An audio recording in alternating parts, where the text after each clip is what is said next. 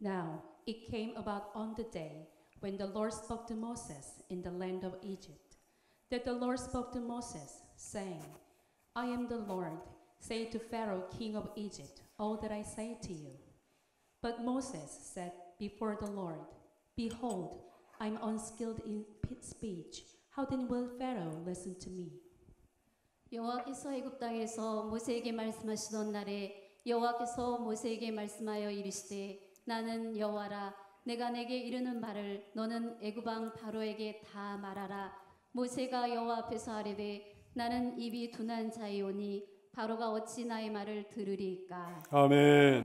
레위 지파를 소개하기 위해서 레위의 형들을 먼저 소개하고 있습니다. 출애굽기 6장 14절 말씀. 그들의 조상을 따라 집의 어른은 이러하니라. 이스라엘의 장자 르우벤의 아들은 하노카 발루와 헤스론과 갈윈이 이들은 루벤의 족장이요. 이렇게 말씀을 하시고 있습니다. 먼저는 르우벤이에요. 성경의 중요한 인물들에 대해서는 여러분이 이렇게 이름을 기억하고 있는 줄로 압니다. 야곱의 장자예요. 이스라엘의 장자입니다. 그런데 빌하와 통간함으로써 장자권을 상실하고 만 인물이었어요. 오늘 본문에 장자라고 나왔지만 혈통 서열상 장자라는 말일 뿐입니다. 실질적인 장자란 말씀은 아니에요. 그리스도인이 순결하고 거룩하지 않으면 능력이 없어지는 거죠. 그 삶이 순결하고 거룩하지 않으면 장자권을 상실하게 되는 거죠. 순결하고 거룩하고 깨끗하여서 장자권을 잃어버리지 않는 성도가 되기를 축복합니다. 그 다음은 시므온 얘기가 나오고 있어요. 출애굽기 6장 15절 말씀. 시므온의 아들들은 여무엘과 야민과 오앗과 야긴과 수알과 가나안 여인의 아들 사울이니 이들은 시므온의 가족이다. 이렇게 말씀하십니다. 시므온은 레위의 둘째 형이에요. 레위와 더불어서 세겜 사람들을 과도하게 학살한 사건 여러분 기억나시나요? 또 유별나게 하나님의 사람 요셉을 미워했던 사람이었습니다. 시므온은 이런 이유들 때문에 이스라엘 역사의 뒤안길로 사라져 이스라엘 역사의 주류에서 제외되고 말았습니다. 지혜로운 여러분이요, 하나님의 사람을 미워하면 안 돼요. 하나님의 사람은 무조건 사랑해야 되는 거예요. 하나님의 사람을 미워하면 반드시 대가를 치르게 됩니다. 하나님이 사랑하시는 사람을 사랑하십시오. 하나님이 사랑하시는 사람 편들어주는 여러분 되기 바랍니다. 과도한 혈기와 분노 또한 반드시 그 대가를 치르게 되는 거예요. 분노와 혈기는 그리스도인의 능력을 앗아갑니다. 언젠가 그 쓰디쓴 열매를 오래도록 먹게 될 거예요. 온유와 인내로 역사의 주류를 차지하는 능력 있는 성도가 되기를 축복합니다. 다음에는 이제 레위 가문에 대해서 쭉 얘기가 나오는 거예요. 다시 말해 모세의 가문에 대해서 얘기가 나오는 거예요. 레위 가문은 상세히 소개됐습니다. 사실 르우벤과 시몬을 먼저 소개하는 것은 레위를 소개하기 위한 과정이었어요. 레위 이 사람은 제사장 가문의 효시가 된 인물입니다. 애굽으로 이주할 때 세 아들을 데리고 이주를 했습니다. 게르손과 고핫과 무라리 이 세 아들을 데리고 왔습니다. 창세기 46장 11절 말씀. 레위의 아들은 게르손과 그핫과 무라리요. 그핫은 고핫과 동일 인물이에요. 출애굽기 6장 16절 말씀. 레위의 아들들의 이름은 그들의 족보대로 이러하니 게르손과 고핫과 무라리요. 레위의 나이는 137세였다. 성경은 증언합니다. 레위의 나이가 137세였다는 건 레위의 수명이 137세였다는 거예요. 137세에 소천했다는 거지. 장차 게르손은 후일 제사 제도가 정비된 다음에 성막과 그 부속물들을 관리하는 직무를 맡았습니다. 굉장히 거룩한 직무예요. 둘째 아들 고핫은 훗날 성막의 가장 신성한 기구들을 보관하고 운반하는 업무를 맡았습니다. 모세와 아론이 바로 이 고핫 계열에서 나왔습니다. 게르손이 그랬다, 고핫이 그랬다, 무라리가 그랬다는 게 아니고 게르손의 후손들이 그랬다는 거예요. 고핫의 후손들이 그랬다는 거예요. 무라리의 집안이 그랬다는 겁니다. 둘째 아들 고핫 집안은 하여튼간에 그런 일을 했다는 거죠. 모세와 아론이 바로 이 고핫 계열에서 나왔습니다. 고핫의 자손이었습니다. 셋째 아들 무라리의 자손은 후일 성막의 널판과 그 부속품을 관리하는 일을 맡았습니다. 나중에 이제 이스라엘이 포로로 끌려갔다가 귀환하게 되잖아요. 포로 귀환 이후에는 무라리의 자손들이 예루살렘을 재건하는 데 있어서 아주 중요한 역할을 수행하게 되는 겁니다.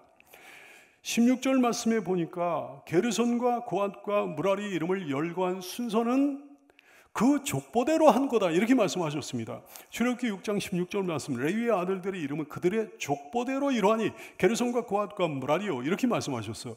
19절 말씀에도 보면 그 족보대로 이런 말씀이 나와요. 므라리의 아들들은 마울리와 무시니 이들은 그들의 족보대로 레위의 족장이다 이렇게 말씀하십니다. 족보대로 무슨 뜻인 거 아니? 서열대로 그런 말씀이에요. 그 나이의 순서에 따라 그런 말씀입니다. 성경에 기록된 족보들은요, 특별한 경우를 제외하고는 모두 나이의 서열을 따라 기록됐습니다. 서열을 존중하는 거죠. 지혜로운 성도들이요, 여러분의 자녀들의 서열을 존중해 줄 필요가 있다는 사실을 알게 되기 바랍니다. 어떤 가정 보면요, 뭐 아우고 형이고 없어, 그냥 뒤죽박죽이에요. 아우가 형을 막 대하는 것을 그냥 막 대하는 걸 방치하는 가정도 있더라고요. 그러면 콩가루 집안 되는 거예요. 하나님의 방식이 아닙니다. 하나님의 질서가 아닙니다. 어린 시절부터 위계 질서를 세워줘야 되는 거죠. 아우는 아우고 형은 형이에요. 가정에는 질서가 있는 거예요. 아우가 형을 좀 어려워할 줄 알아야 되는 거예요. 그래야 나중에 더 의좋은 형제가 되는 거예요. 그게 지혜로운 부모의 마땅한 도리입니다. 그럼 차남을 대해서는 어떻게 해야 되는 겁니까? 차남이라고 장자가 아니라고 찬밥 신세가 되게 해서는 안 되는 거지.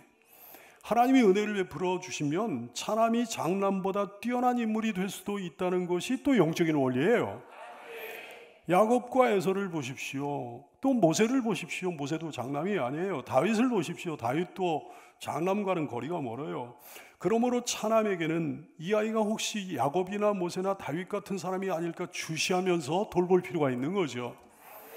형제의 서열을 세워주되 차자와 삼자도 주님의 귀한 사람으로 지혜롭게 잘 키우는 성도가 되기를 축원합니다. 하나님의 질서를 무시하고 경시하는 이놈의 세태 말이죠. 이놈의 마귀적인 세태, 마귀적인 무질서. 하나님의 뜻은 뭡니까? 하나님의 뜻이 뭐예요? 레위기 19장 32절 말씀, 너는 셋머리 앞에서 일어서라 그랬어요. 나이 든 사람 앞에서 일어서라. 노인의 얼굴을 공경하며 하나님을 경외하라. 나는 여호와이니라 말씀하셨습니다. 잠언서 16장 31절 말씀, 백발은 여호와의 멸류관이라고 그러셨어요. 물론 아무렇게나 백발이 된다고 다 멸류관이 되는 게 아니고 하나님을 잘 섬기는 사람의 백발이 여호와의 멸류관이 되는 거죠. 그 영화로운 백발은 공의로운 길에서 얻게 될 거다 말씀하셨습니다. 로마서 13장 1절 말씀, 각 사람 위에 있는 권세들에게 복종하라. 권세는 하나님으로부터 나지 않음이 없나니 모든 권세는 다 하나님께서 정하신 바라 말씀하셨습니다. 하나님은 질서의 하나님이셔요. 하나님의 질서를 존중하고 하나님을 경외하는 여러분 되기를 축원합니다. 23절 이하에서는 시내산 언약 이후에 제사장 가문이 된 아론 가문을 집중적으로 소개해 놓고 있어요. 아론 가문은 정말 중요한 가문이잖아요. 특히나 이스라엘 역사의 시발점이 된 출애굽에 있어서 중추적인 역할을 감당했던 가문이었습니다. 그래서 이 대목에서 이토록 상세하게 이 가문에 대해 언급하고 있는 거죠. 여러분, 여러분의 가문은 어떤 가문입니까? 육적인 면에서 말고요, 영적인 면에서 여러분의 가문은 어떤 가문입니까? 여러분의 가문은 어때요? 하나님이 특별히 기억하시고 사랑하시는 가문이 있고, 그냥 흔적도 없이 하나님 앞에 흩어지고 사라져버리는 가문도 있는 거예요. 세상에서는 대단한 가문이지만, 세상에서는 유명한 가문이지만 단체로 그 가문이 지옥에서 고통을 받을 가문도 있는 거예요. 반대로 세상에서는 아무도 알아주지 않는 가문이지만, 이름 없는 가문이지만 천국에서 단체로 영원히 영광과 권세를 누릴 가문도 있는 거예요. 고린도서 6장 8절 이하의 말씀, 우리는 세상 사람들이 보기에 속이는 자 같으나 실은 참되고, 세상에서는 우리가 무명한 자 같으나 실제로 유명한 자예요. 세상에서는 우리가 죽은 자 같으나 보라 우리가 살아있고, 세상에서는 우리가 징계를 받는 자 같으나 우리가 죽임을 당하지 아니하고, 세상에서는 우리가 근심하는 자 같으나 항상 기뻐하고, 세상에서는 세상적으로 볼 때는 우리가 가난한 자 같으나 많은 사람을 부유하게 하고, 세상적으로 볼 때는 아무것도 없는 자 같으나 사실은 모든 것을 가진 자로다. 나중 말씀에 해당되는 여러분의 가문이 되기를 축원합니다. 여러분은 주님이 특별히 세우신 사람들이잖아요. 자신의 가문에 대해 책임감이 막중한 사람들이죠. 여러분의 가문이 여러분의 손에 달려 있습니다. 여러분의 무릎에, 여러분의 기도에, 여러분의 신앙에 여러분의 가문이 좌우된다는 사실을 알게 되기 바랍니다. 여러분의 가문에 대한 영적인 책임을 다하는 성도가 되기를 축복합니다. 23절에 보니까 엘르아살 이야기가 나와요. 출애굽기 6장 23절 말씀. 아론은 아미나답의 딸 나손의 누이 엘리세바를 아내로 맞이하였고 그는 나답과 아비후와 엘르아살과 이다말을 낳았다 그랬어요. 자기 형 나답과 아비후가 하나님의 징벌을 받아 죽은 다음에 아론 가문의 상속자로 성실하게 일하다가 아론이 죽은 후에는 대제사장직을 계승한 인물입니다.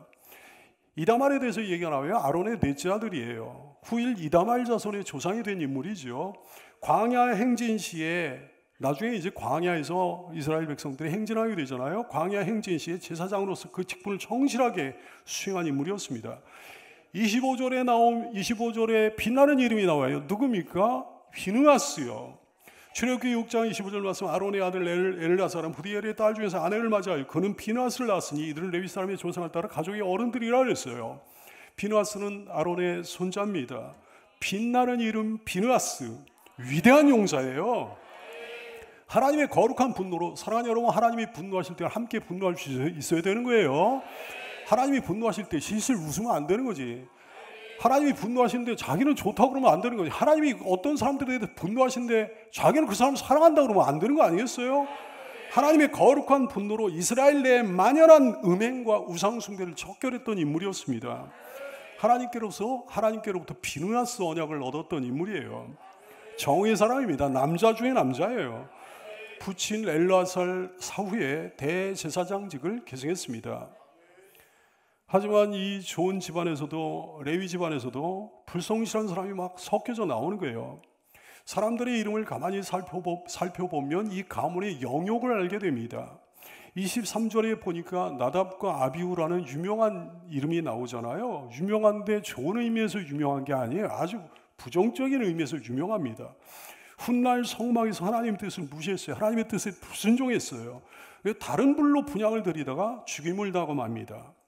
가문이 영적으로 훌륭한 가문이라는 것은, 우리 가문이 뭐 대대로 주님을 잘 섬기는 가문이라는 것은 정말 복되고 복된 일이지만 그것이 여러분의 모든 혈육들을 구원으로 인도하지는 못한다는 사실을 한순간도 잊어버려서는 안 되겠습니다. 정말 유념해야 되겠습니다. 미꾸라지 같은 사람이 나올 수 있는 거거든. 미꾸라지처럼 구원의 대열에서 빠져나간 사람이 있을 수 있는 거거든요. 나답과 아비후처럼 전혀 엉뚱한 인물이 튀어나올 수 있단 말씀입니다. 사랑하는 여러분, 여러분은 신실한 하나님의 사람임에 분명하겠지만 존귀한 성도요, 사랑하는 보배로운 성도요, 혹여나 여러분의 자녀 중에, 자손 중에 나답과 아비후 같은 사람이 없습니까? 아니면 장래 그렇게 잘못될 사람 없습니까? 주의 깊게 봐야지 한순간도 경계심을 늦추면 안 되는 거죠. 오직 신앙으로 삽시다. 신앙으로 훈계하고 교육하는 여러분 되기 바라요. 주 안에서 자라도록 그렇게 여러분의 자녀들, 여러분의 후손들을 만들어내게 되기를 축복합니다. 잠시 빗나간 사람이 있다고 한다면 눈물로 간절히 기도해야죠. 눈물로 간절히 기도하면 반드시 회개하고 돌아오게 될 줄 믿어요. 눈물의 자식은 망하지 않는다 했습니다. 부디 귀한 자녀를 하나님께 온전히 맡기고 말씀으로 양육하며 눈물로 기도해서 여러분의 가문에서는 구원의 대열에서 이탈한 사람이 한 사람도 없게 되기를, 나답과 아비후 같은 비틀어진 사람이 한 사람도 없게 되기를 주의 이름으로 축원합니다. 26절에 보면 묘한 단어가 하나 나옵니다. 뭐라고 하셨는가? 이스라엘 자손을 그들의 군대대로, 이렇게 말씀하셨어요. 아니, 이스라엘 자손을 군대라고 명명하셨네요. 지금 이스라엘 자손이 어떤 상태입니까? 노예 상태입니다. 어떤 신분입니까? 노예 신분입니다. 노예도 무슨 희망이 있는 노예가 아니잖아요. 아주 한심스러운 노예들이에요. 처음에는 모세 말을 듣고 막 기뻐했습니다. 근데 바로의 탄압이 좀 가중되자 금세 절망하는 거예요. 도리어 모세를 원망하고 있는 바로 그 사람들이에요. 연약하기 이를 데 없는 사람들입니다. 달면 삼키고 쓰면 뱉어버리는 인간들이에요. 그런데 그런 사람들을 일컬어, 그런 연약한 사람들을 일컬어, 그런 노예들을 일컬어 군대라고 하신 거예요. 그렇습니다. 군대입니다. 강한 군대입니다. 하나님이 함께 하시기만 하면 연약하고 희망 없는 노예가 강한 군대가 되는 거죠. 하나님이 함께 하시기만 하면 약한 사람이 강한 사람이 될 수 있는 거죠. 하나님이 함께 하시기만 하면 약한 집단이 강한 집단이, 위대한 집단이 될 수 있는 거죠. 이제 이스라엘 자손은 하나님의 손 안에 들어가게 됩니다. 하나님과 동행합니다. 하나님이 인도해 주십니다. 하나님이 보호해 주십니다. 하나님이 구름 기둥 불 기둥으로 함께 해 주십니다. 그럼 이스라엘이 달라지게 되는 거예요. 그토록 연약하고 연약한 사람들이 용사가 된다는 거죠. 그토록 오합지졸에 불과했던 사람들이 인근 민족들을 공포에 떨게 만드는 용사여 군대가 된다는 거죠. 나라 없이 떠도는 약소 노예 민족이 아니라 가나안이라는 확고한 정복 목표를 가지고 한 걸음 한 걸음씩 힘있게 전진하며 하나님의 성전을 수행해 나가는 위대한 군대가 된다는 거예요. 보배로운 교우들이여, 여러분 어떤 분들입니까? 여러분의 배경, 여러분의 환경 어떻습니까? 좋은 가문에서 태어나고 자라가지고 가문의 지원을 받는 금수저입니까? 여러분의 지식은 어떻습니까? 남들을 지식으로 압도할 만한 분입니까? 여러분의 육신적인 연령 어떻습니까? 여러분의 건강은 어떻습니까? 20대의 강건한 체력을 가지고 있는 분입니까? 여러분의 재력은 어떻습니까? 여러분 재벌쯤 됩니까? 갑부쯤 됩니까? 여러분의 용기는 어떻습니까? 강건하고 담대하고 자신감이 넘친 분이에요? 여러분의 능력은 어떻습니까? 모든 사람들 위해 뛰어난 정도가 되나요? 그 모든 것이 하나도 해당되지 않아도 괜찮습니다. 상관없습니다. 이스라엘 자손들이 그랬거든요. 이스라엘 자손들이야말로 그 어느 것에도 해당되지 않는 사람들이었습니다. 하지만 사랑하는 성도 여러분이요, 하나님이 함께 하시자 이스라엘이 달라졌습니다. 하나님이 함께 하시자 연약한 노예가 위대한 군대로 되는 역사가 일어나게 됐던 거예요. 그러므로 우리의 기도는 가장 대단한 파워입니다. 우리의 신앙은 무엇과도 비교할 수 없는 능력입니다. 여기서 주님을 믿고 간절히 기도하는 여러분의 기도와 여러분의 신앙 때문에 여러분의 모든 연약함은 어디론가 사라지고 하나님의 강건한 능력만이 나타낼 줄로 믿습니다. 26절과 27절에 보면 모세와 아론의 이름을 거론하면서 어떤 차이를 뒀습니다. 26절, 27절 잘 보세요. 이스라엘 자손을 그들의 군대대로 애굽 땅에서 인도하라 하신 여호와의 명령을 받은 자는 이 아론과 모세요. 애굽 왕 바로에게 이스라엘 자손을 애굽에서 내보내라 말한 사람도 이 모세와 아론이었더라 했어요. 어떤 차이점이 있습니까? 똑같은 이름을 얘기하면서 26절에 보니까 아론과 모세라고 그랬습니다. 근데 27절에 보니까 모세와 아론이라고 그랬습니다. 우리 하나님 참 성음세하신 분이십니다. 성경을 종을 통해 가지고 일꾼들을 통해 가지고 성경을 쓰셨는데요. 성경을 그냥 대충 쓰시지 않았습니다. 문자 하나에도 신경을 써가지고 기록하신 거예요. 순서 배열 하나에도 신경을 써가지고 기록하신 거예요. 성경은 참으로 오묘한 책입니다. 놀라운 책입니다. 위대한 책입니다. 먼저 아론과 모세라고 하는 순서요, 나이 서열상의 순서예요. 재차 강조하거니와 우리 하나님 어지러움의 하나님이 아니십니다. 하나님은 질서의 하나님이십니다.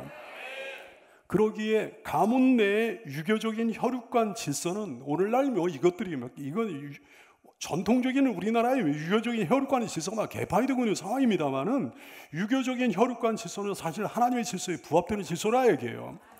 우리네 전통 풍습 가운데 성경적인 풍습이 많이 있다는 것을 알 필요가 있겠습니다. 근데 그 다음에 모세와 아론이라고 하는 이 순서요, 이 순서는 하나님께로부터 부여받은 임무의 비중 순서예요. 비중이 큰 사람을 먼저 기록한 거예요. 더 크게 쓰임받은 사람을 먼저 기록하고 더 작게 쓰임받은 사람을 나중에 기록한 거죠. 질서는 분명히 있어야 되겠지만 주 안에서는 장남과 차남의 미래가 달라질 수 있다는 것이 주님의 말씀이에요. 여러분도 많이 보잖아요. 차남이나 삼남이 장남보다 도리어 더 크게 쓰임받는 거, 이거 자주 있는 일이지.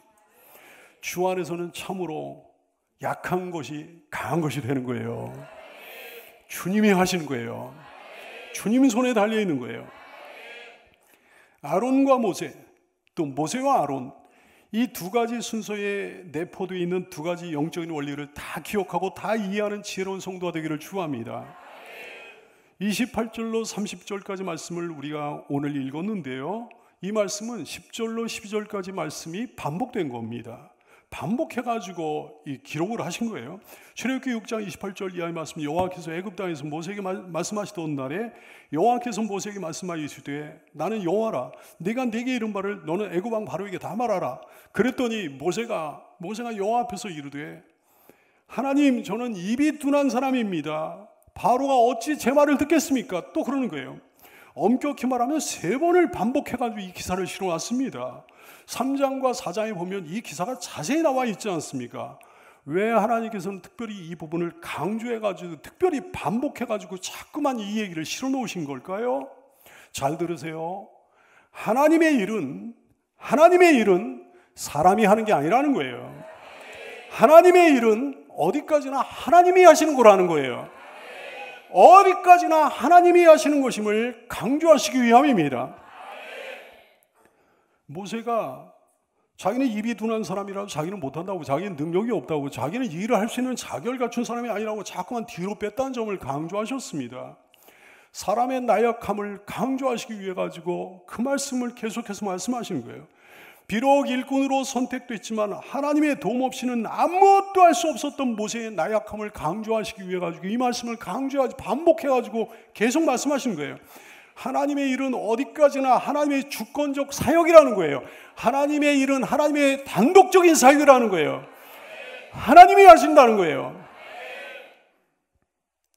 참으로 모세는 대단한 인물이었지만 사실은 아주 보잘것없는 인물이었습니다.